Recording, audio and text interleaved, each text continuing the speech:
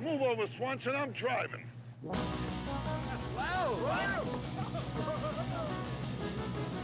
Hey, Square! My dinghy's bigger than your whole boat! Welcome back to the Caddyshack Minute. This is the podcast where we belch into the microphone as we review the film Caddyshack, 1 minute at a time. I am Tom Taylor, and I am here with Mike DeMaria. Yeah, hello. Hello. We're also here with Dan Lewis. Hello, Dan. Hello. Hello. Today we're here to talk about minute 39 of Caddyshack. And minute 39 begins with the apparent reveal that Ty Webb has possibly been peeing instead of lining up a shot. And it ends with Ty telling Danny Noonan that Basho said something about a flute. Mm-hmm. So there. So is it, I mean, like if we went over to where Ty was standing, would there just be like a little stinky puddle of pee right there? Like that's exactly what was happening, right? Well, how's there going to be a puddle in grass? Well, you know what I mean. It's like just going to get absorbed into the dirt. I suppose. So it's kind of like a victimless crime. There's a gopher hole full of urine. Yeah, he peed on the gopher's head. Mm-hmm. All right. Yeah. Just checking. And, Did you have that in your notes? Moving along. Honest to God, I did not have that in my notes. There's a water hazard. Mm-hmm. Yeah. What? I'm trying to come to life here. I'm just feeling a little bit low in myself. Oh, really? Why? What's going on? No, I'm fine. I'm just saying. As I'm laying here, you're just low energy. Yeah. All right. Yeah. No, you're feeling, but I sort of read that like you're feeling down on yourself. Seasonal blues, I call it. Right. Little I got the pre-holiday blues, too. blues. I'll have you know. Yeah. I don't want to sure. take anything away from your blues, but I'm feeling down as well. I feel awesome. Oh. I can't wait for Christmas. I have love in my heart. Got the world on a string. Sitting on a rainbow. That annoy you at all, Mike? Yeah, very much so. It's understandable. It's annoying. But it don't worry me. Mm-hmm. So, yeah. No, I understand the holidays can be a weird time. It's pre-Christmas still for us, everybody, as we're recording this. You're probably deep into Easter or something. I don't even know. We don't have charts for this kind of thing. Right. It's Chinese New Year. Happy Chinese New Year, everybody. New Year, everybody. But yeah, it's right before Christmas. It's like almost Christmas Eve. Yep. My son's Lego Star Wars advent calendar is riddled with holes because he's opened all the boxes almost. Mm-hmm. Yeah. Lego. We've been getting updates on Facebook, everybody, on Tom's Yes. Lego Star Wars advent calendar. I keep posting as if people care. I care. Maybe someone does. I like to see those. Oh, thank you, Dan. I'm going to keep doing it then. It's people like you who keep me going. I only Otherwise, I'd learned be like what an Mike. advent calendar was like 2 years ago. Oh, really? Yeah, I didn't. I guess that makes sense. It's like I never really had that. I never really experienced it. I realize now, looking back, that what I was seeing in those movies and stuff was advent calendar, but I didn't know what that was. Don't ask me what Advent means, even though I was an altar boy and stuff. I haven't retained that at all. But I know that an Advent calendar is a little treat every single day leading up to Christmas. Right. I was an altar boy as well. Were you? Did you get to carry the cross? You got to carry the cross, got to snuff light and snuff the candles. Sure. Like snuff it, and It's your cross to bear. Literally for the entire congregation. Did you ever get to pour the wine? oh sure, I did it all. I did it once and I fucked it up. Oh.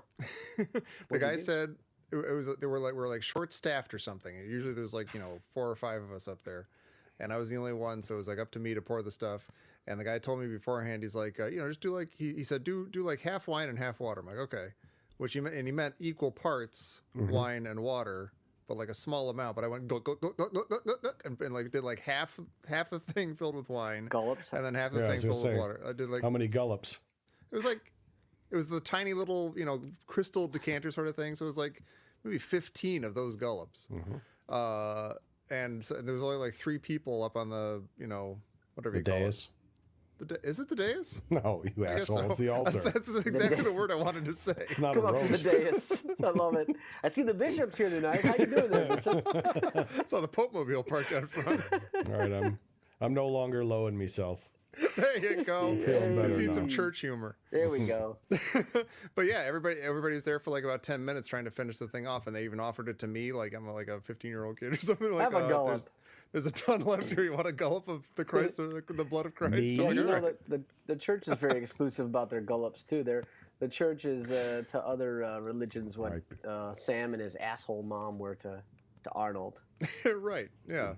You're not allowed to have a The gulp. Drummonds. Yeah. Yeah. Yeah. I was a pretty, I took it very seriously. I was an altar boy for like 4 years, and I used to have to do the 6:45 a.m. masses 2 weeks every month. So I'd get dropped off at the rectory at like 6 o'clock in the morning, Right. Monday through Friday, Oh my God. twice a month. That's when the And there was- more tipsy parishioners are having their maintenance gullops of wine Yeah. in the morning. But Yeah, go before ahead. they go home and crash. Yeah. But I used to go, and I'd be the one to have to fill because you'd get the sacrament, the communion wafers. They'd be in this big box because they get them shipped over there from whatever supply store they would buy them from. And I'd go back there and I'd have to just fill it up. So I just stick my hand in, fill it up. One for the parishioners, 2 for me, and I just pop them in my mouth.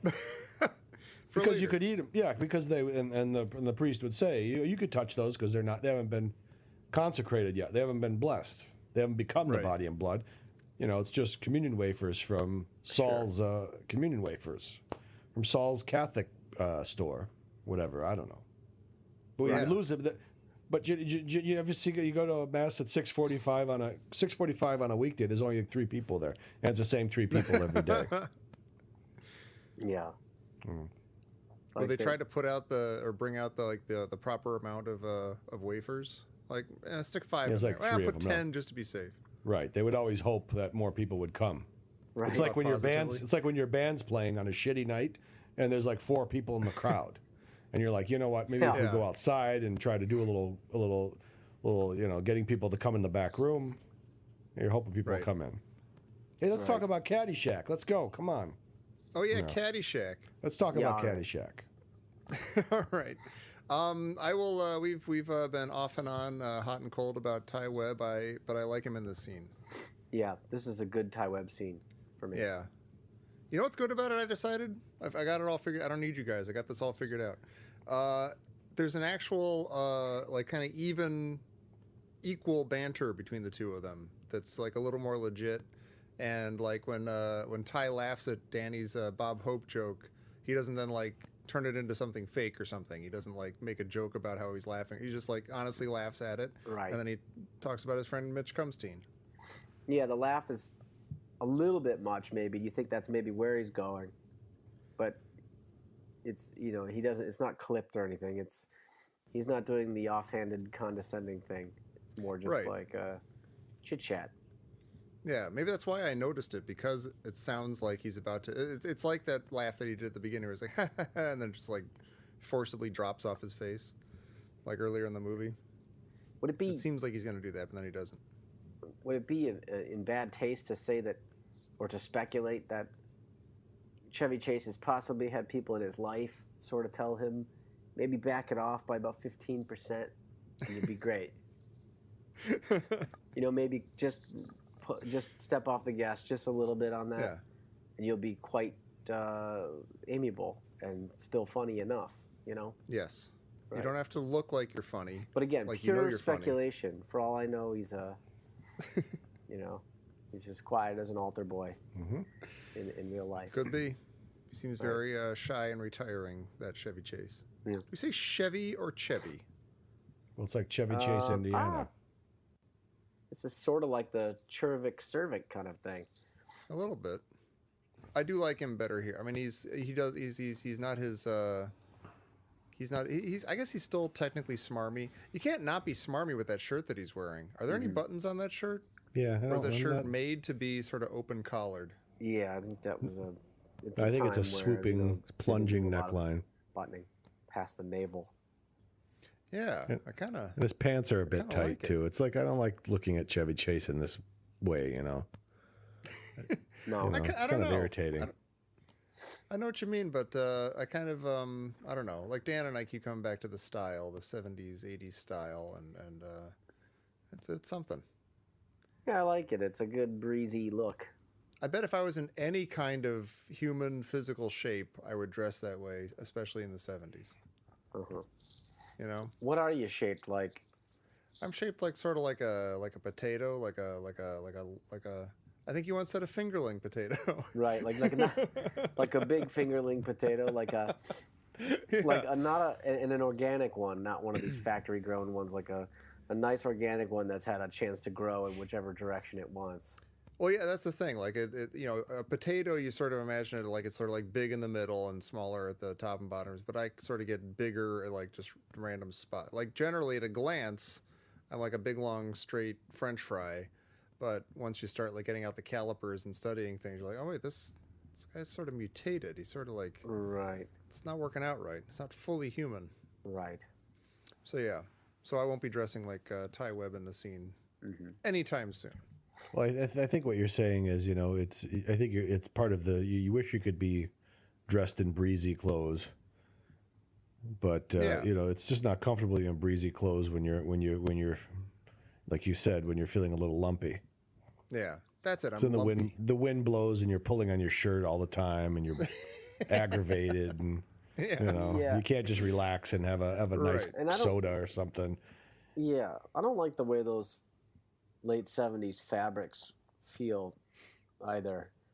Oh, really? Kind of that rayon kind of feel where it's not rayon, but whatever that polyester kind of feel where it's like it's just itchy and it doesn't feel comfortable on yourself. I like a cotton shirt, you know? Yeah. There's something kind of plasticky about some of those materials. Well, you know what? Here's a good example of what we're talking about.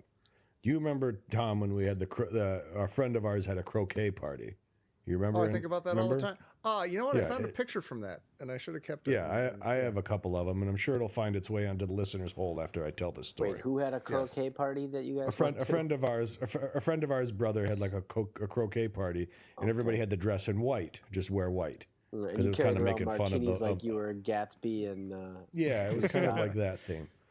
So, like and I would say 90% of if you put my life in a linear line, about 90% of that is a person that never wants to wear white because he's very uncomfortable in his own skin.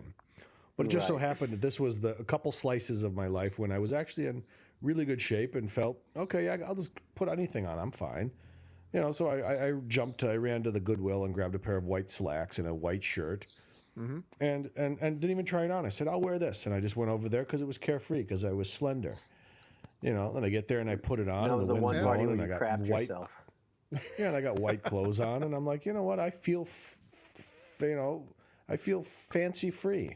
And I could just move here. I could move there. And I don't have to pull up my shirt like I do in the other 90% of my lifeline. God, that must be really nice. But you know what I'm saying? So you had that nice... I don't need to try it on. It'll fit because I'm in good shape. Sure. I remember the only white shorts I could find for that party. I was like, like you, I just like went out and tried to find stuff like hours before the party. And the only white shorts they were like soccer shorts.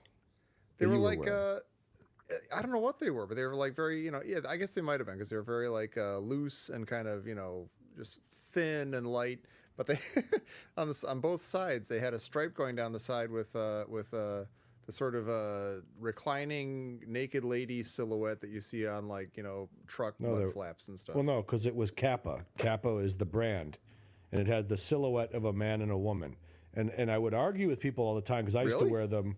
Yes, because I used to wear those shirts because the Italian national soccer team. Yeah. The Italian national soccer team was sponsored during that time by Kappa, so they had the little silhouette, and I used to wear their shirts to work. And people, like the women at work would get upset at me because I was working in publishing and they're all kind of like ex-teachers and like that's not appropriate. I go, it's a man and a woman, it's a silhouette of a man and a woman sitting back to back. They're like, no, it's not. It's two women and they're naked. I'm like, no, it's not. So yeah, you were wearing Kappa shorts, Tom. Your special parts aren't even touching. Right. Something like that. People thought you were promoting hedonism too. Are you still there, Mike? Just want to make sure. Yeah, I'm right here. Something's going on. Out a little bit. All right, good. I don't understand internet. I don't understand internet and computers. Yeah, like and why all something that. will work perfectly one time under the exact same conditions, and then later on it'll. That's the question. Like, and I we talked about this before, Tom.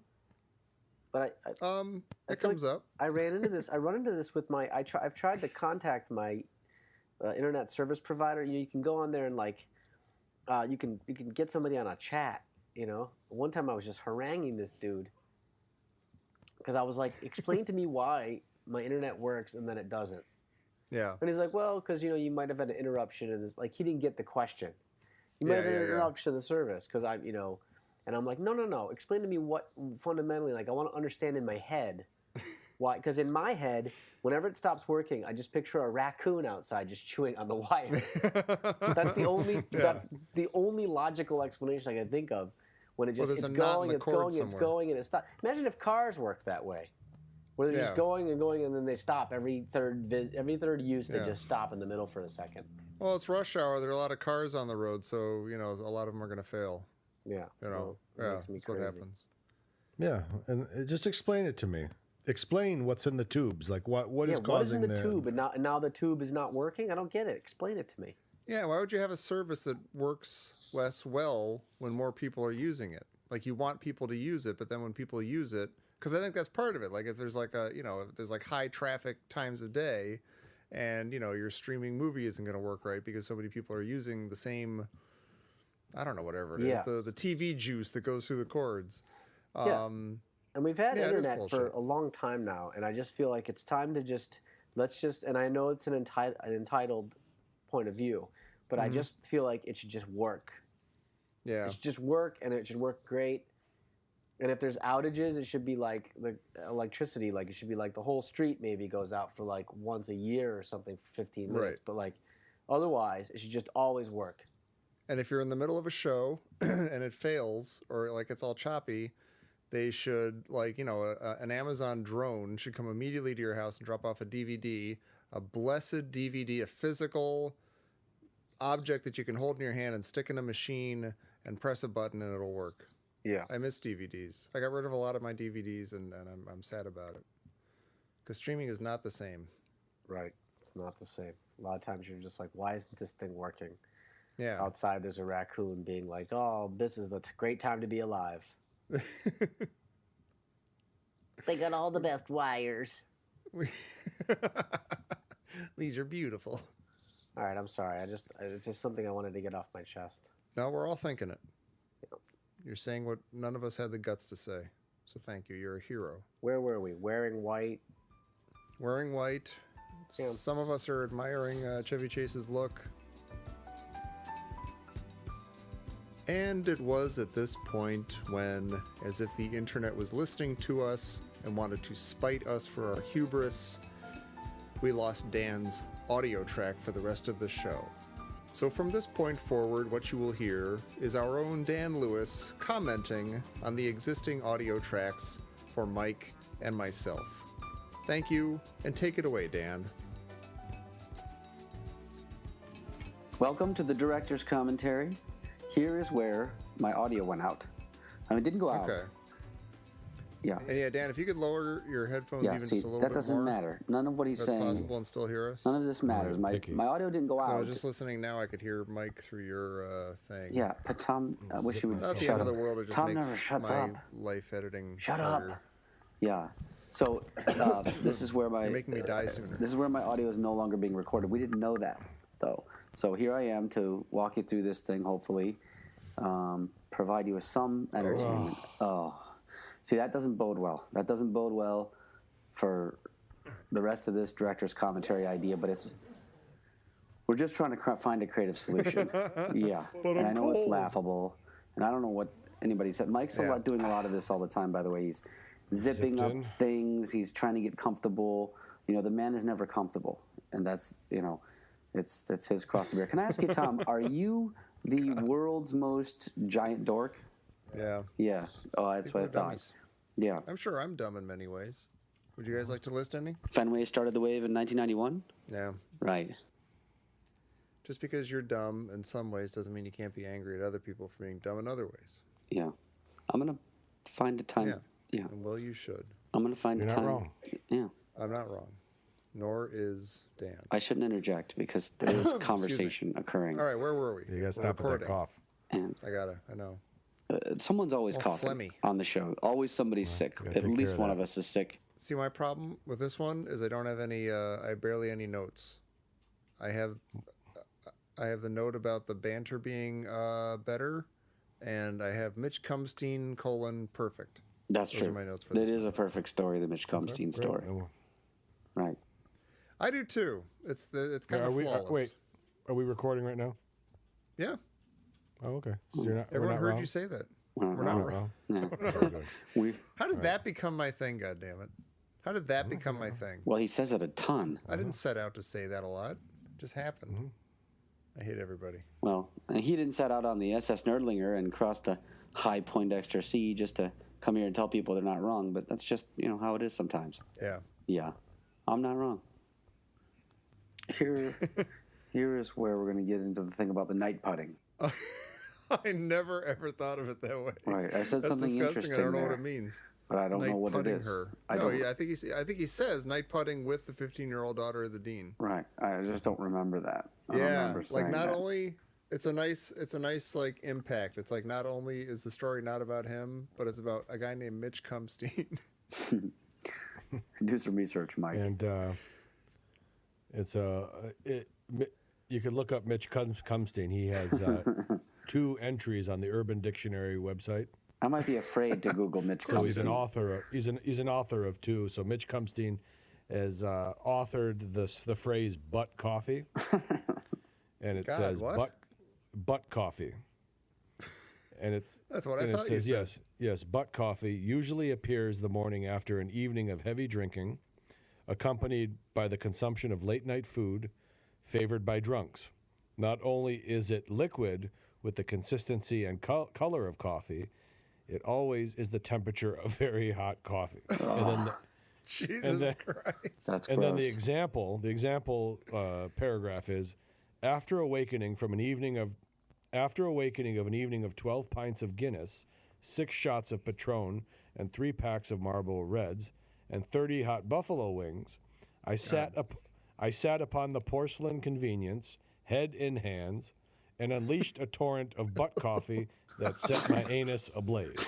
By Entry by Mitch Cumstein, January 24th, 2005. That's butt awful. coffee. That's awful and fascinating. Mm-hmm. When I tell we've repeatedly told the story of me having the crazy diarrhea that was just plain water. I don't think that was hot. That would have been really disturbing. Hang on, I do love this story I of think it was just sort of pleasant body temperature. Tom in his Jolly Which I Green can get Giant behind. outfit, This one's hot crapping coffee. himself, but with Hot straight coffee. water. God, butt coffee. That's I'm gonna say that's worse than putting the 15-year-old daughter of the dean, in a way, in terms of like images it brings up and understanding of like the your mind wants to get like a literal grasp on the words, even though it's not supposed to be literal, and it's disturbing no matter how you cut it. Well, you could just use it in a sentence.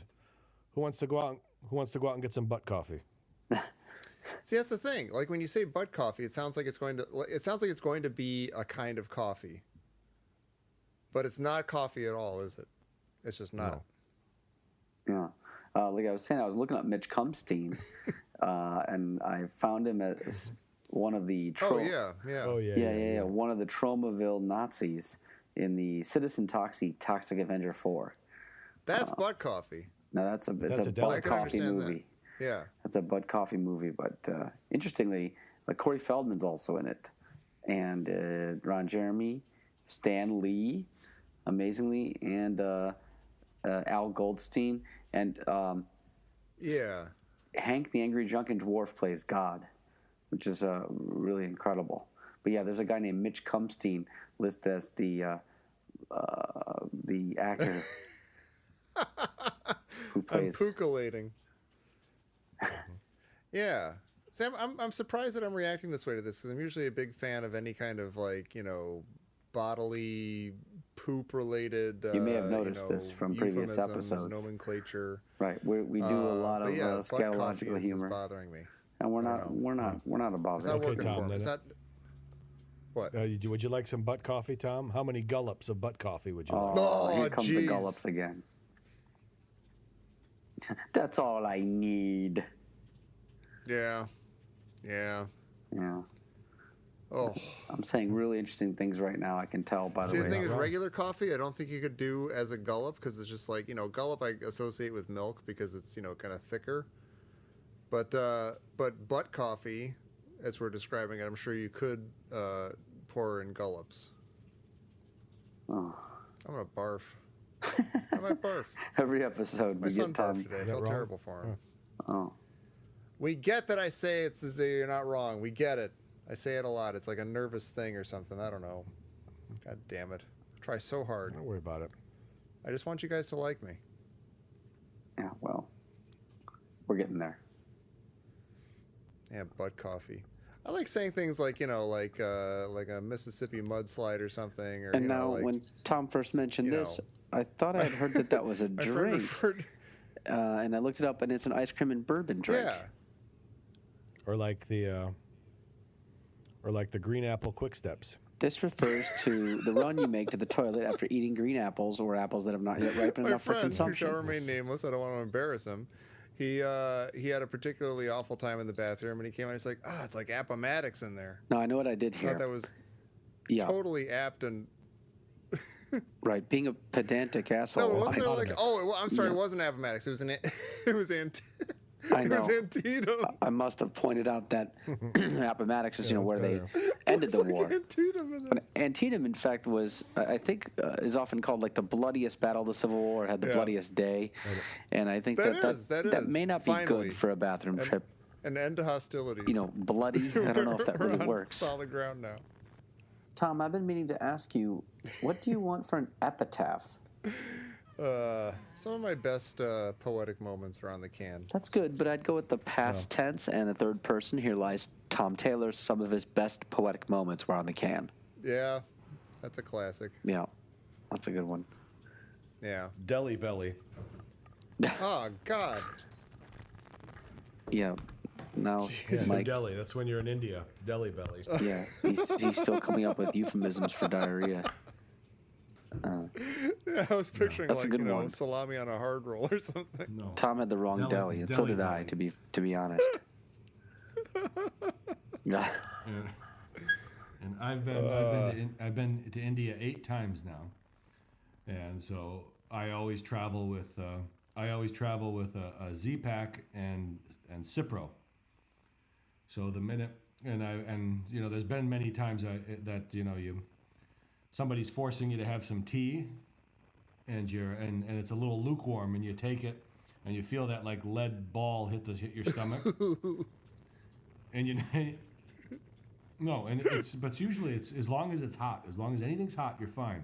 But sometimes you drink it and like that's a little lukewarm, and within before you get lukewarm out of your mouth, you feel just like a lead bowling ball just hit the bottom of your stomach.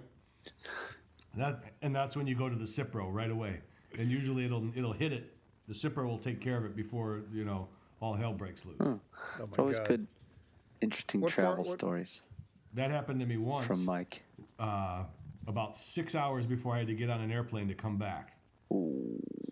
So Oh I my knew God. that it was like this. I just crossed the threshold. Now I just drank this tea. I go, yeah, it's a bit lukewarm, my friend. And and it just hit. I could feel like it just like a sack of gold just hit, like a weight of gold just hit my bottom of my stomach. I believe they called it the green chai quick step. Yeah. Yeah.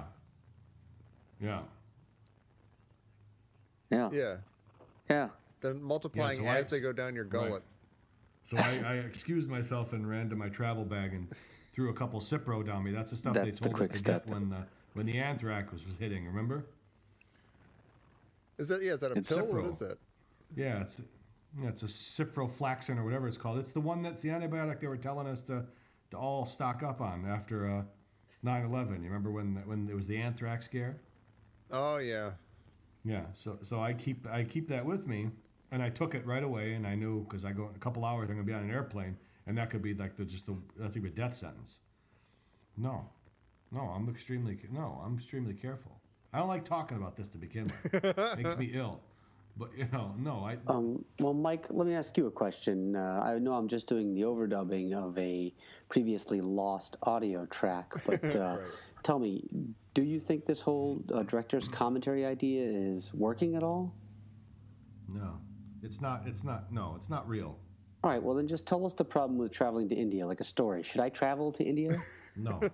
No, I've been fortunate. I've been fortunate because the problem is the people there don't understand that we can't have the food or the water under certain circumstances.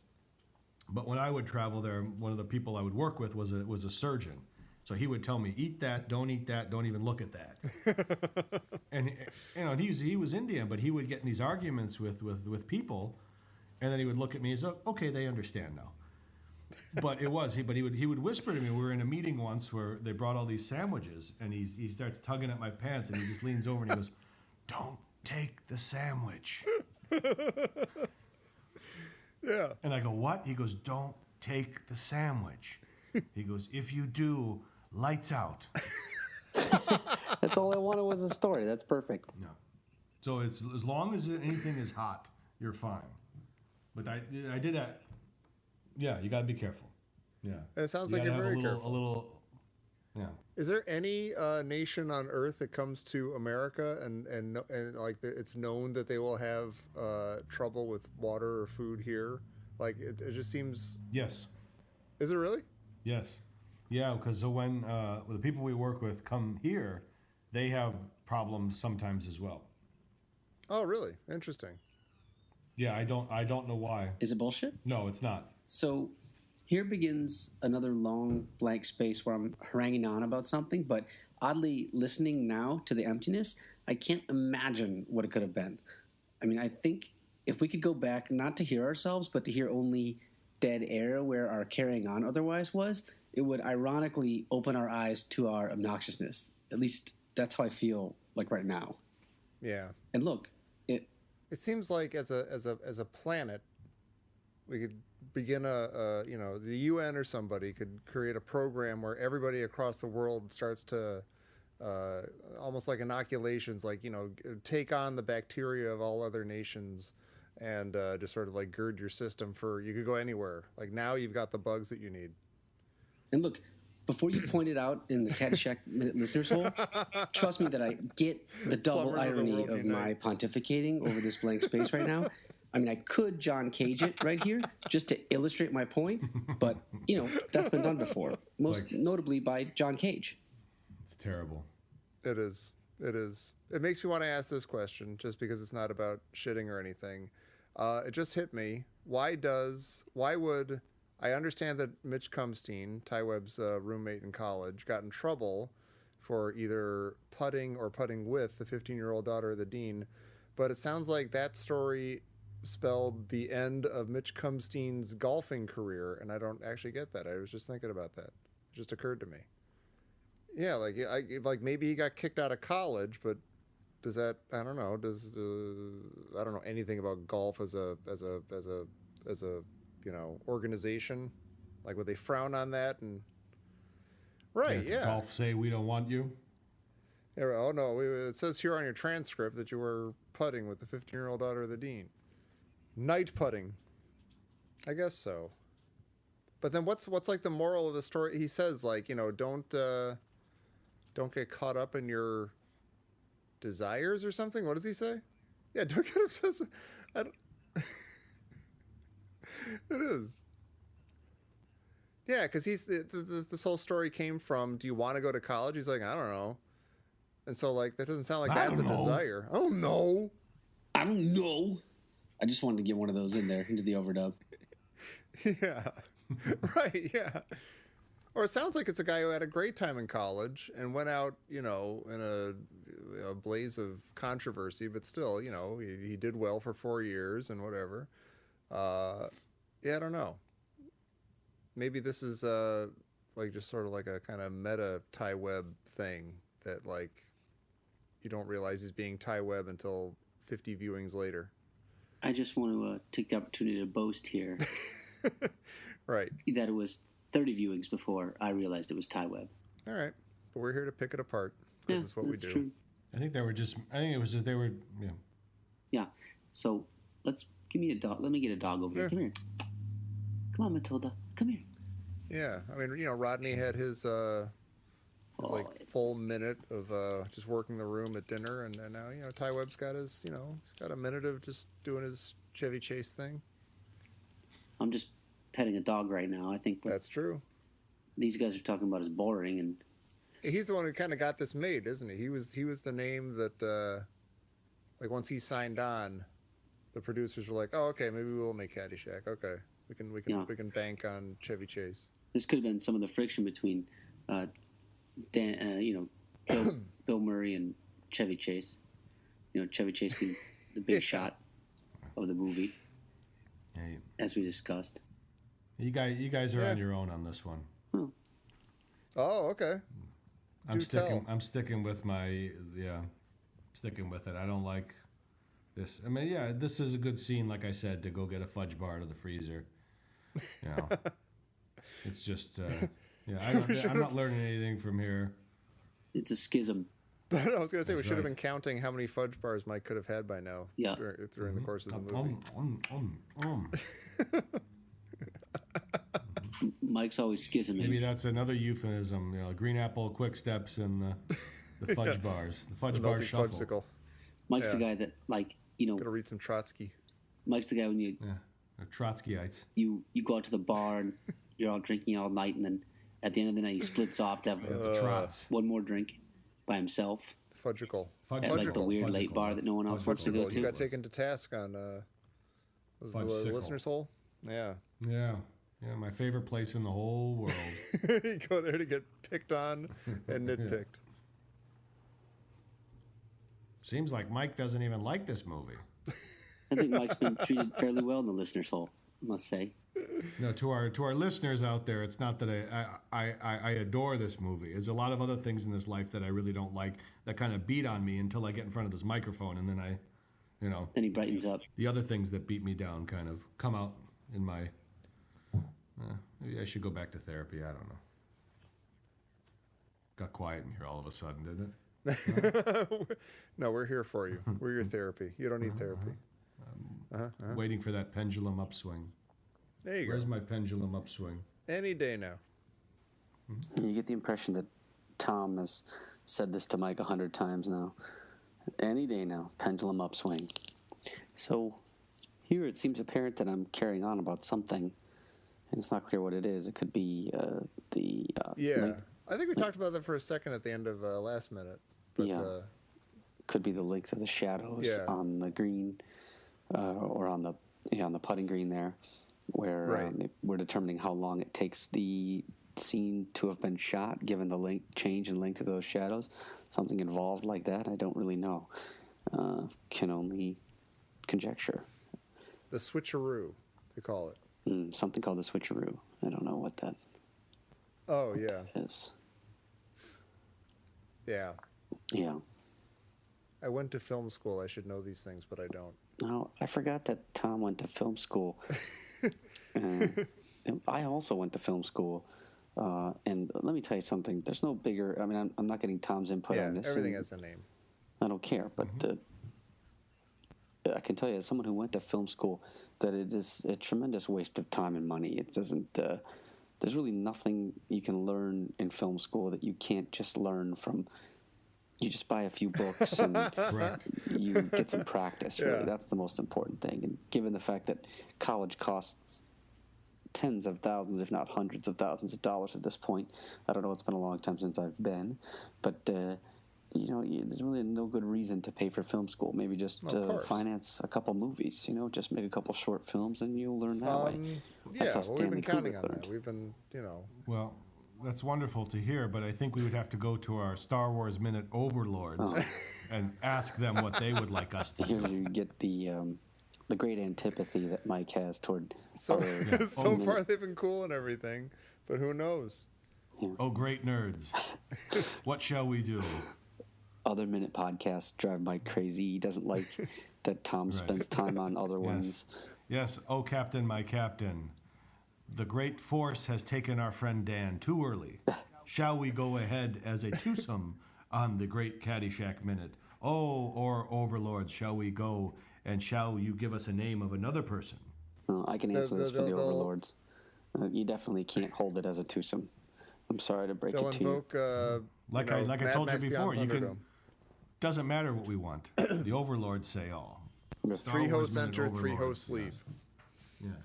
Mike doesn't like the Star Wars minute, the Indiana Jones minute. He's never listened to any of these shows, but he doesn't like either of those two. He doesn't like it when Tom guest stars on the airport minute, even though we've had guest stars from the airport minute, or at least one guest star from the airport minute on the show so far. And no, I'm joking when I say that Mike doesn't like that. Of course, he very much enjoys having these guests on. But I got to talk about something. I can't just sit here and just guess what the hell it is that I was saying in the original podcast. That whatever the spirit moved me. I can tell you this: I was a lot funnier in the original. It's kind of fascinating that it does, but though. It's part of nature.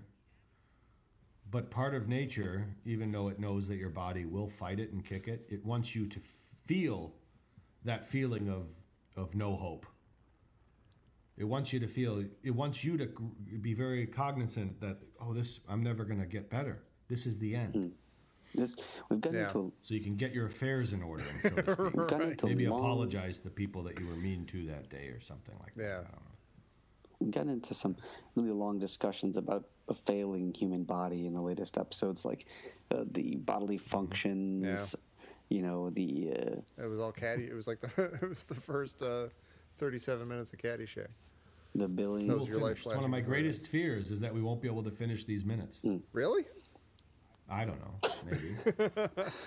We're taking our sweet time, but I'm kind of enjoying that too. Or if I go, who will take over, and will it be like a Carrot Top type comedian with a bunch of Probably. Yeah. You're not here for your good looks, Mike. Well. He's here for his neuroses, and no, I just slid my chair in a little more. Is that okay? You comfortable now? No, I'm not. This has been one of the. We know what happens when Mike. It's Pennsylvania Dutch furniture here. No, it's IKEA furniture, my friend. When Mike gets too comfortable. Let me tell you something right now. This minute is. I came into this minute feeling low in myself. Then I felt a little better in myself. Then we had all these internet troubles. Mm-hmm. And now everything has fixed itself. For some reason, now the internet has decided that it's going to allow the podcast to go forward, and I can hear everybody clear as a bell. Yeah. Clear as a bell. That's a good thing. That's a good thing. Sure. It fully digested the wire, and now it's holding the two ends of the wire with its paws, and its body is a conduit between it's making the connection. The raccoon. Or it's like a garden hose that has that kink in it. Yeah. And you just want to drink. All I want to do is get a nice cold drink. Remember how weird hose water tasted when you were a kid? Yeah. I don't know if it's the old sight gag. Yeah. I just want to drink some data from the data stream, but there's a kink in the hose. Mm-hmm. Well, listen. We don't have to. Very much now that sounds everything's working, we should probably quit this, right? Tom always says, "Listen." Sure, why not? Right? At the Quit end. while we're ahead. Right. That's how you know that. Jesus, you all right? This is not the way I want to go into Christmas on a down like this. No, this isn't a down. No, but look, in terms of the show, I think we're already. That's what I mean. I think. Oh yeah, like we just had like minute 32. That was a high note. So like in terms of the show, we've sent the audience off into Christmas on a high note. I think 32 is a good minute. And so whatever. But we're going into Christmas, Tom. That's true. In our time, That's true. In our time-space continuum moment, Yeah. on the linear line, Yeah. we're going into Christmas. We are. Yep. As I record this, it is January 15th. So I can date that right there. And we're well past Christmas. All the trees are sitting out in front of the houses, drying in the sun. It's pretty high. They'll spontaneously combust if they get any drier. Yeah, it tries to match the demographic of the hosts. Mm-hmm. Well, listen, Yeah. we're all out of sync here. We're out of sorts. I'm not matching anything they're saying. They're not matching anything I'm saying. Really, Yeah, I there's don't think not we've much. hit Valentine's Day yet. I don't think this is airing near Valentine's Day. It's Christmas. let me tell you something. My Yeah. reality, our reality is all that matters. We're doing this for us. God bless it. 2 days from now, it's Christmas, and I feel like I feel like garbage now. It will I air, remember Thank that you. Christmas. Why it do you will feel like air on garbage? Everything's MLK fine. Day.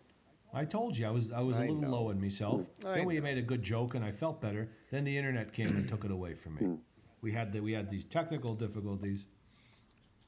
Yeah. I'm Then now I'm going back and thinking about my bank account.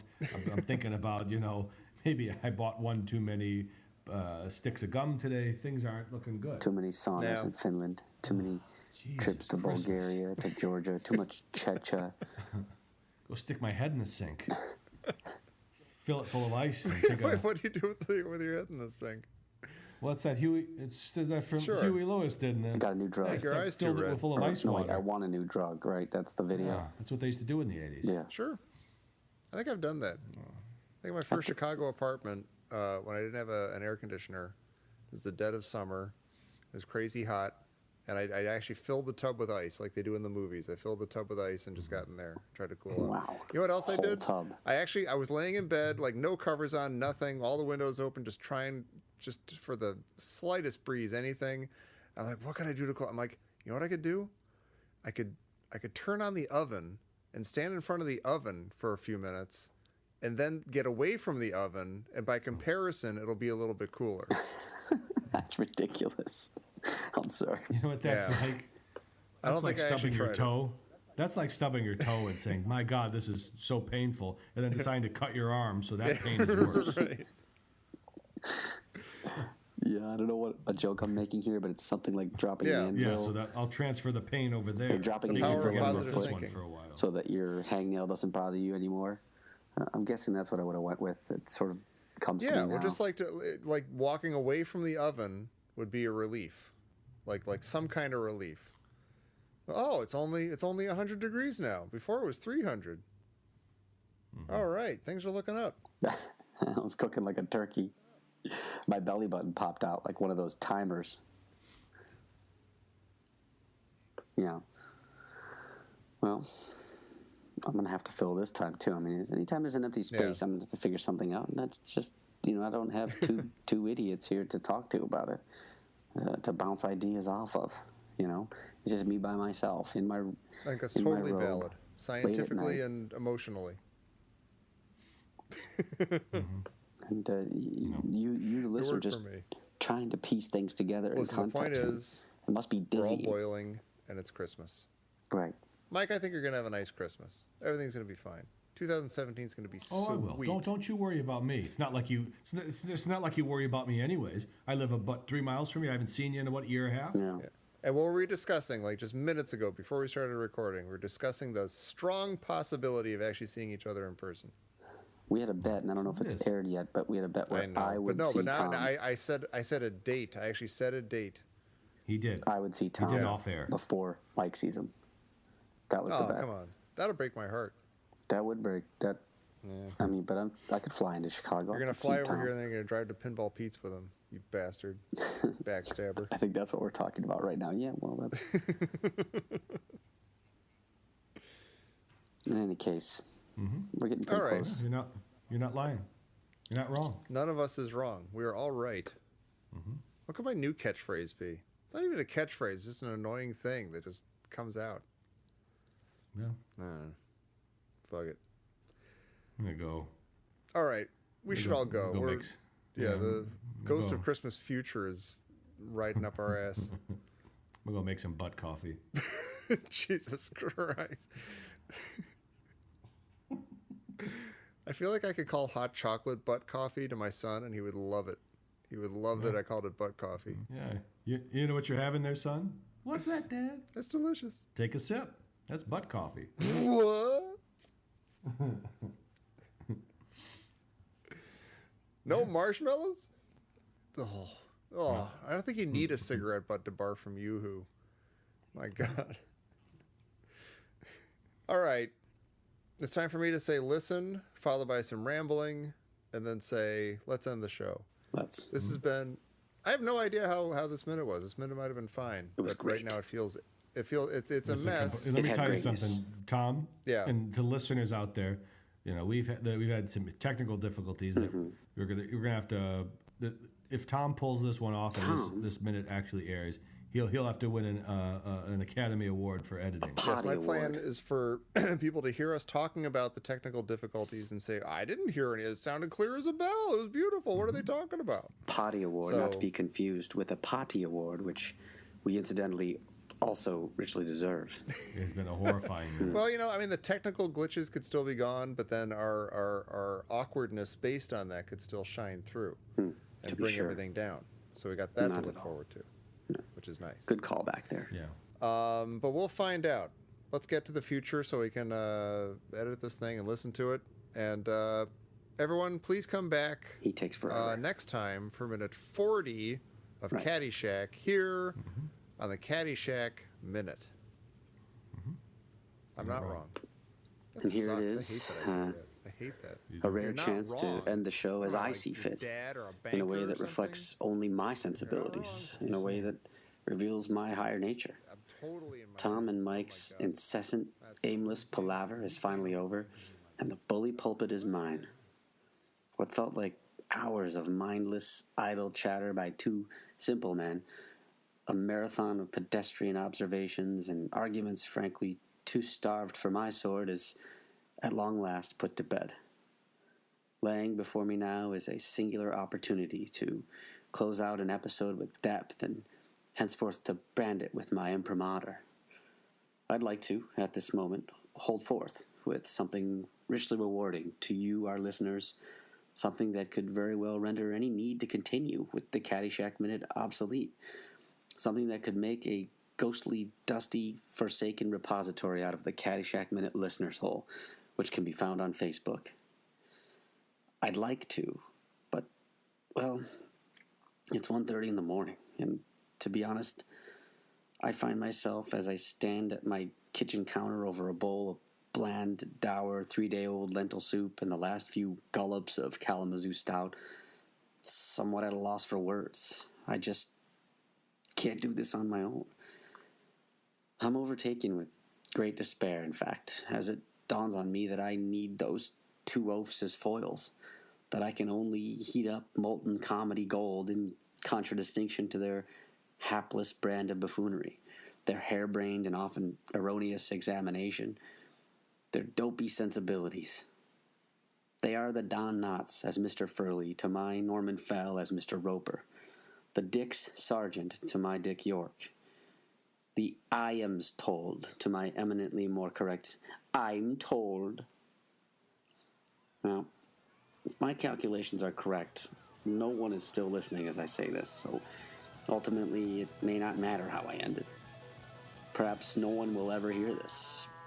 Or perhaps 2,000 years from now, it'll be unearthed along with everything else in the Library of Congress, and perhaps that civilization is just now discovering the show and its highlights, foremost among them this particular ending. To those advanced people, all I can say is, you are truly wasting your time. Hey, you scratched my ankle!